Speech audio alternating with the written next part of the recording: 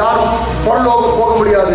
இந்த பூமியில் வாழ்கிற ஒரு மனுஷன், இயேசுவை ஏற்றுக்கொண்ட, இயேசுவை விசுவாசிக்கிற ஒரு மனுஷன் பரிசுத்தம் இல்லாமல் ஜெபிக்க முடியும், பரிசுத்தம் இல்லாமல் பிரசங்கம் பண்ண முடியும், பரிசுத்தம் இல்லாமல் இந்த பூமியில் வாழ முடியும். ஆனால் பரிசுத்தம் இல்லாமல் பரலோகம் செல்ல முடியாது.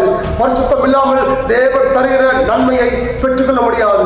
இந்த செய்தியை கேட்கிற என் அன்பு சகோதரனே, சகோதரியே, இயேசு கிறிஸ்து உங்களை மிகவும் நேசிக்கிறார். உங்களுடைய பாவத்தை மன்னித்து உங்களை பரிசுத்தமாய் வாழ வைக்க அவர் ஆவலோடு காத்துக் கொண்டிருக்கிறார். தேவனுக்கு விரோதமான பாவத்தை நீங்கள் நான் செய்வோம் என்றால் அந்த பாவத்தை அறிக்கை செய்த ஆண்டவரே, என் பாவத்தை மன்னியும், என்னை பரிசுத்தப்படுத்தும் என்று கேட்கும் பொழுது நிச்சயமாக இயேசு கிறிஸ்து நம்முடைய பாவத்தை மன்னித்து நம்மை பரிசுத்தப்படுத்த அவர் ஜீவனுள்ள தேவனாய் இருக்கிறார். இனி காலம் செல்லாது நம்முடைய வாழ்க்கையை தேவனுக்கு முழுமையாக ஒப்புக் கொடுப்போம். இயேசு கிறிஸ்து அது சீக்கிரமாக வரப்போகிறார்.